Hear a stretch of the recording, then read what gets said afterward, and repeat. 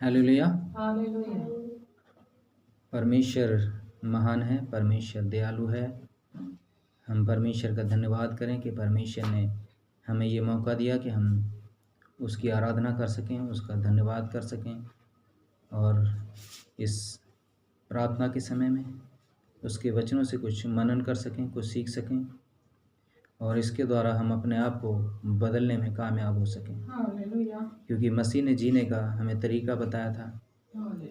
मसीह ने हमें ऐसा जीने का तरीका बताया था कि हम हर चीज़ में, ज़िंदगी के हर समस्याओं में, ज़िंदगी की हर परेशानियों में, ज़िंदगी के हर उतार चढ़ाव में हम अपने जीवन को आनंदित होकर जीने में हम सक्षम हो सकते हैं। इस वक्त मत्ती की किताब और उसका 27 अध्याय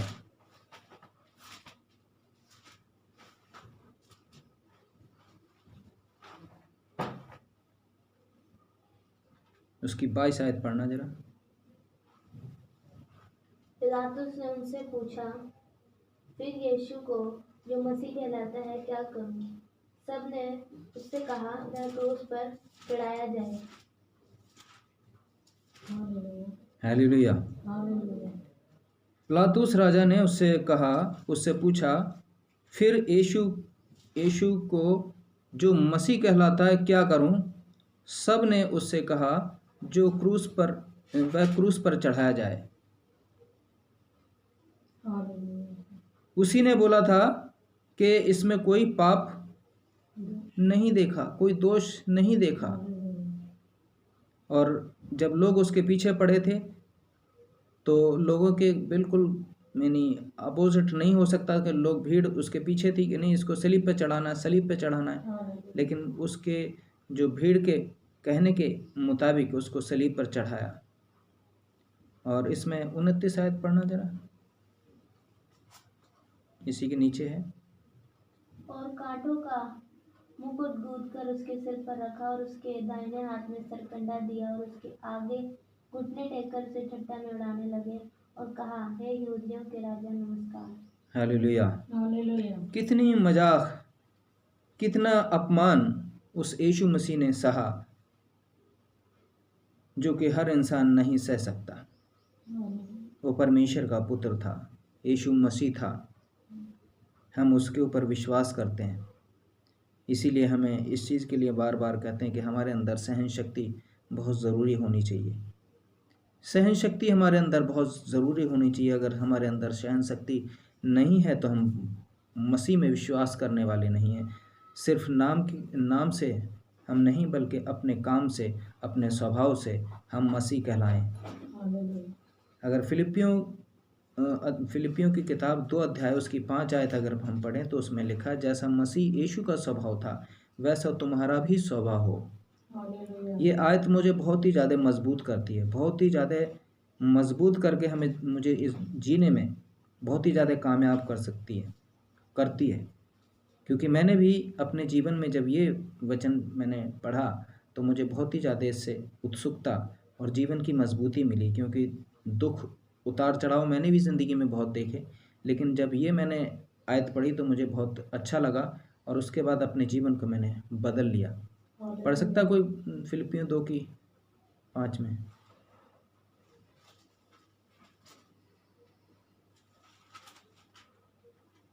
फिलिपियों की किताब 2 की 5।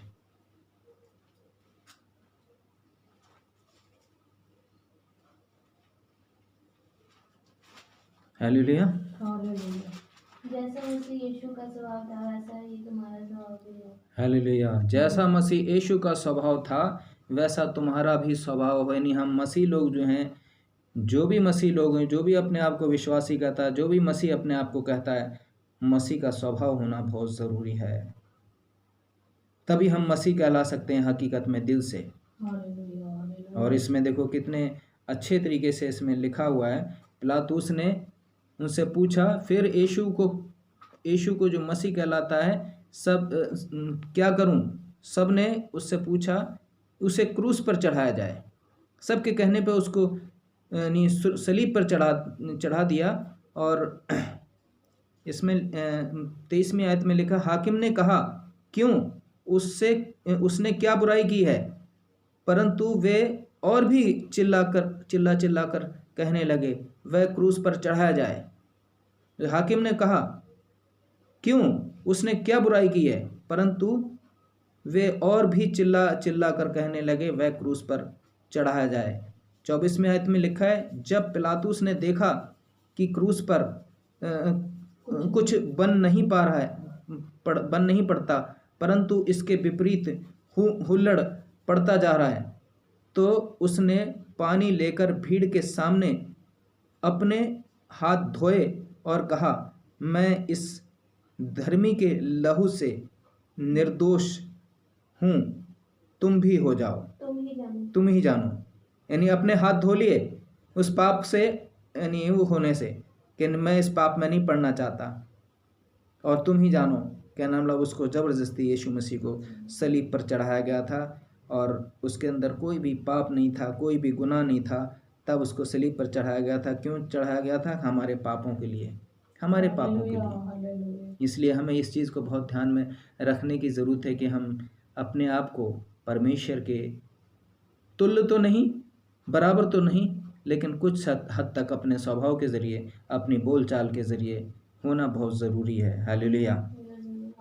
क्योंकि ये हम त्यौहार के तरह नहीं, फेस्टिवल के तरह नहीं, बल्कि हमें इन दिनों में इन वचनों से हमें अपने आप को बदलने की ज़रूरत है। क्योंकि आज संसार में, हमारे देश में, पूरी दुनिया में सभी को, चाहे वो अमीर हो, चाहे गरीब हो, चाहे ऊंचा हो, चाहे नीचा हो, किसी भी जाति का हो, सभी को घुटना फैला दिया है। हालेलुया।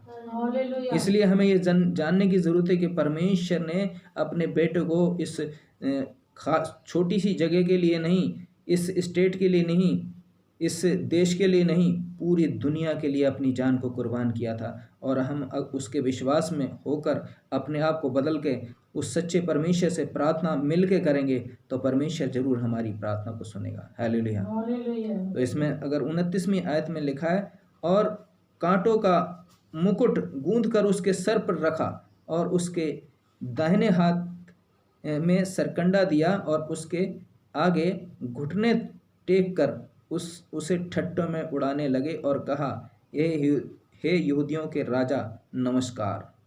कितना मजाक उड़ाया उसका, यीशु मसीह का। हम लोग मजाक सहने के लायक नहीं है, जरा सी कुछ बात होती है गुस्सा आता है, लेकिन यीशु मसीह ने कितना कुछ सहा। हमें ये चीज़ सीखने की ज़रूरत है। हमारे परिवारों में बहुत सी छोटी छोटी बातों में लोग गुस्सा हो जाते हैं। गुस्से इंसान का जो है बहुत ही ज़्यादा, यानी हमारा दुश्मन है। सबसे बड़ा जो दुश्मन है वो हमारा गुस्सा ही है, क्रोध ही है। इसलिए हमें इन वचनों से सिर्फ हम ये नहीं कि रीति रिवाज के मुताबिक कि अभी ईस्टर है तो ईस्टर के समय ये वचन पढ़े जाएं, ऐसा ही ज़रूरी नहीं है। लेकिन हमें ये वचन हमेशा याद होने चाहिए। ये चीज़ हमारी ज़िंदगी में एक, यानी वो होना चाहिए, रास्ता होना चाहिए कि हमें ऐसा बनना है, हमारा स्वभाव ऐसा होना है। और बहुत से आज परमेश्वर के सेवक अपनी जान को ना वो समझते हुए जोखिम में डाल के एक दूसरे को मदद करने में लगे हुए हैं। परमेश्वर उन सेवकों को, उन दासों को बहुत बहुत आशीष दे, मेरी तो यही प्रार्थना है। इसलिए हमें उनके स्वभाव में, यीशु मसीह के स्वभाव में होना बहुत ज़रूरी है। और 30वीं आयत में लिखा है, और उस पर थूका। इतना कोई दुख, यानी कांटों का ताज भी रखा गया, और उसके बाद उसमें लिखा उस पर थूका भी, और वही सरकंडा लेकर उसके सर पर मारने लगे। वो इस सन का सरकंडा लेकर उसके मारने लगे।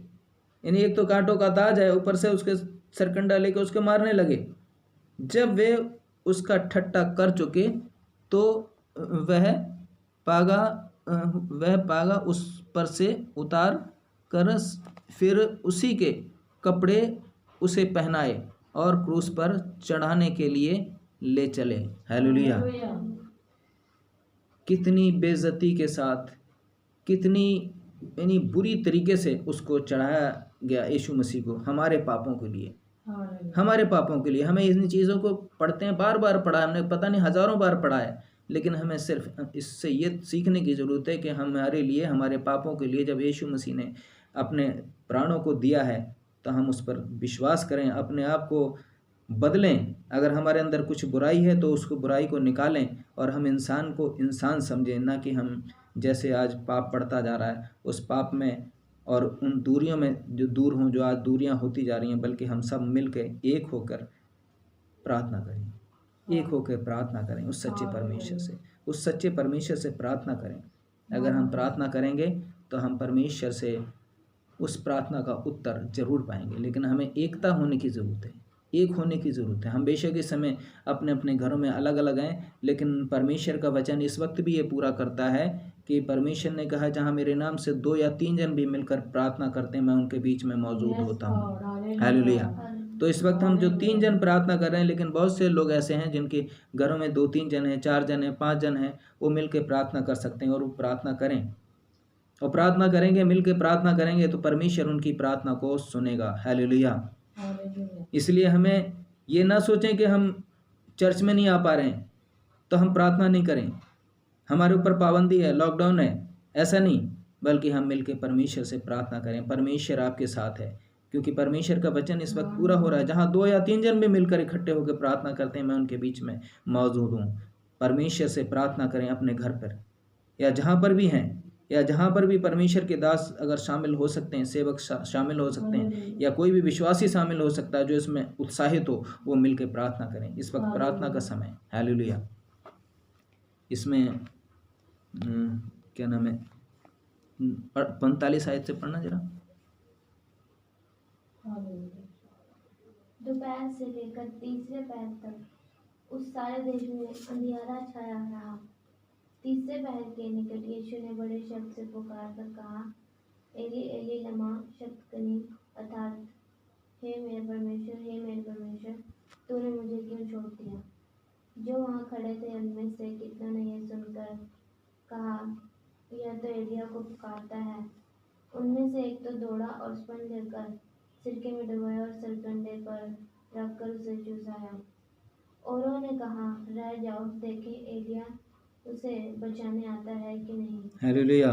कितनी बेइज्जती और कितना दुख यीशु मसीह ने इस वचनों के द्वारा हम सुनते हैं कि कितना दुख उठाया। हमें इस चीज़ को सोचने की ज़रूरत है, देखने की ज़रूरत है, अपने आप को बदलने की ज़रूरत है। जो आज पाप बढ़ रहे हैं दुनिया के अंदर, जिसका परमेश्वर ने क्रोध उत्पन्न किया अपने अंदर, जिसके वजह से ये संसार बहुत ही ज़्यादा, हमारा देश तो बहुत कम है दूसरे देशों के मुताबिक, तो हमें इस चीज़ को ध्यान में रखते हुए अपने आप से परमेश्वर के आगे समर्पण करना है।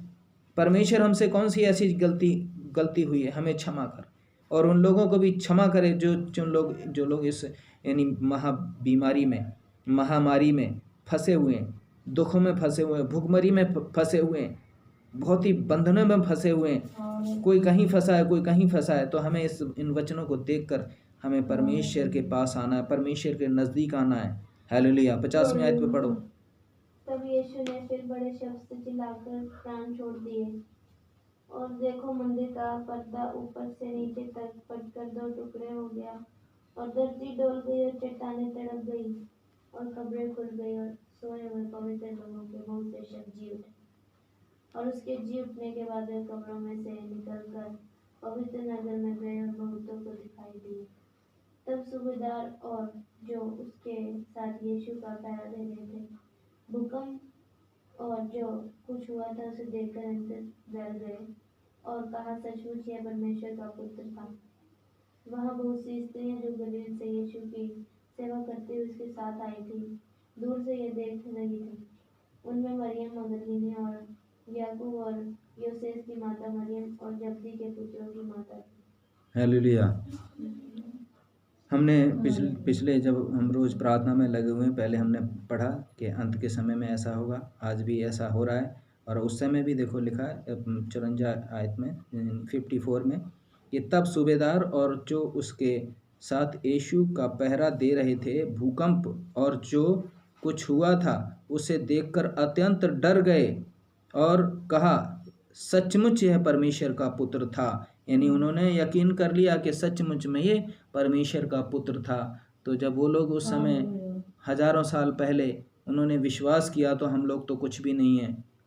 हमें इस चीज़ का विश्वास करना होगा उनके यीशु मसीह के कामों के द्वारा, उनकी गवाहियों के द्वारा, उनके जो स्वभाव इंसान जो भी विश्वास में आता है, और अधिकतर जो विश्वास में आता है वही बड़े बड़े काम मैंने देखा है कि करता है। जो यानी कन्वर्ट होता है वो बहुत बड़े बड़े काम करता है, उसका विश्वास भी अटल होता है।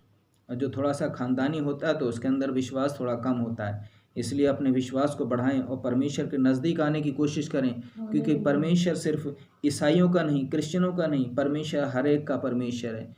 बाइबल में कहीं भी ये नहीं लिखा है कि ये सिर्फ क्रिश्चियन का परमेश्वर है, ईसाई का परमेश्वर, ये सभी का परमेश्वर, पूरी दुनिया का परमेश्वर, दुनिया को बनाने वाला परमेश्वर है। और हम उत्पत्ति की किताब में अगर पढ़ें तो उसमें लिखा हुआ है सारे पेड़ पौधे पशु पक्षी सब कुछ एक हफ्ते के अंदर 6 दिन के अंदर उसने बनाए हैं।